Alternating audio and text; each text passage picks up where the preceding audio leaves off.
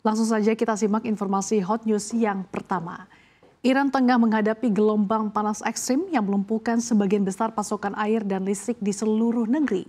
Media pemerintah melaporkan bahwa permukaan air di bendungan utama telah turun ke titik terendah dalam 1 abad akibat krisis cuaca tersebut. Melansir AFP, suhu ekstrim mulai melanda sejak Jumat lalu dan diperkirakan baru akan mereda pada Kamis mendatang. Otoritas meteorologi menyebut setidaknya 18 dari 31 provinsi terdampak, termasuk ibu kota Teheran. Kantor-kantor pemerintahan di sedikitnya 10 provinsi termasuk Teheran dipaksa tutup pada Rabu demi menghemat energi dan air. Di beberapa wilayah selatan dan barat daya Iran, suhu bahkan tercatat melonjak di atas 50 derajat Celcius. Badan Meteorologi Iran menyatakan sedikitnya 10.000 kota provinsi mencatat suhu lebih dari 40 derajat Celcius pada Senin, termasuk Teheran yang untuk pertama kalinya tahun ini menyentuh angka tersebut. Di sisi lain, kekeringan berkepanjangan kian memperparah situasi.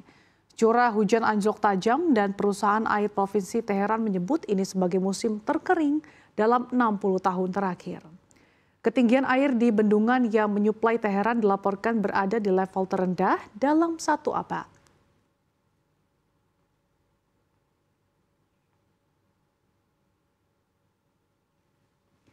Kita ke informasi berikutnya.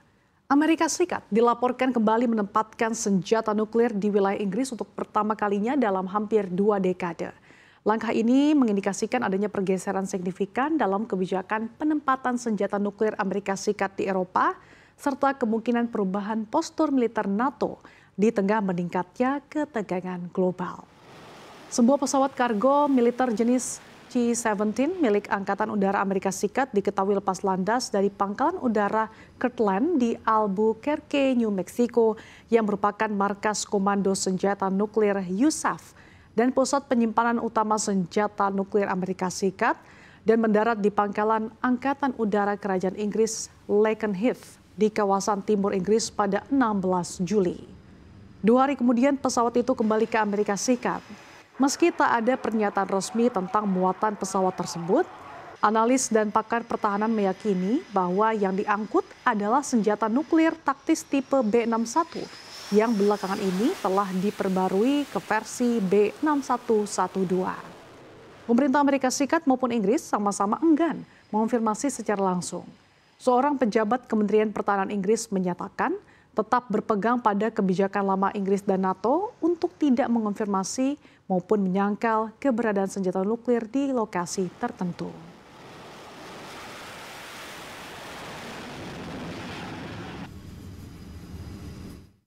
Beralih ke informasi berikutnya, Presiden Prabowo Subianto memanggil jajaran Kementerian Keuangan untuk membahas rancangan anggaran pendapatan dan belanja negara RAPBN 2026 di Istana Negara. Menteri Keuangan Sri Mulyani Indrawati mengungkapkan ada 3 hal yang dibahas dengan Presiden terkait APBN 2026. Pertama, mengenai pelaporan pelaksanaan APBN 2024 yang sedang dibahas dengan Badan Anggaran DPR RI. Kedua, terkait pembahasan laporan semester untuk APBN 2025 khususnya pada program yang sudah berjalan. Ia melaporkan bahwa outlook APBN 2025 akan mencapai defisit 2,78% dari PDB yang disebabkan dari sisi penerimaan maupun belanja negara. Ketiga, Sri Mulyani melaporkan mengenai persiapan penulisan untuk nota keuangan APBN 2026 dan RAPBN 2026. Rencananya nota keuangan ini akan disampaikan pada Jumat 15 Agustus mendatang. Hanya saja terkait finalisasi laporannya, ia belum mau memberikan detailnya. Menurut Menteri Keuangan, Presiden juga memberikan arahan seperti mereformasi dari sisi penerimaan negara agar bisa mendapatkan pemasukan yang memadai. Selain itu, Presiden juga menginginkan belanja negara difokuskan pada program-program penting pemerintah seperti program MBG, Koperasi Merah Putih, dan lain sebagainya.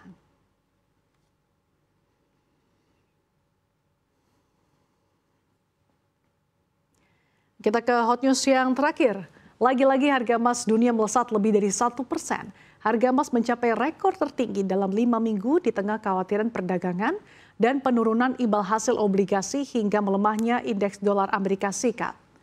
Harga emas naik ke level tertinggi 5 minggu pada perdagangan Selasa, didorong oleh ketidakpastian perdagangan dan melemahnya imbal hasil obligasi Amerika Serikat hingga indeks dolar Amerika Serikat. Investor terus memantau tenggat waktu tarif Presiden Amerika Serikat Donald Trump pada 1 Agustus mendatang. Pada perdagangan Selasa, indeks dolar Amerika Serikat DXY melemah 0,47% di level 97,39. Begitu juga dengan imbal hasil obligasi Amerika Serikat 10 tahun yang anjlok 0,78% di level 4,34%. Angka ini merupakan terendah hampir 2 minggu, membuat emas batangan yang tidak memberikan imbal hasil lebih menarik. Menteri Keuangan Scott Bessent pada Selasa mengatakan ia akan bertemu dengan mitranya dari China pada minggu depan, mengisyaratkan kemungkinan perpanjangan batas waktu tarif 12 Agustus. Ia menambahkan bahwa Amerika Serikat siap mengumumkan serangkaian kesepakatan perdagangan dengan negara-negara lain.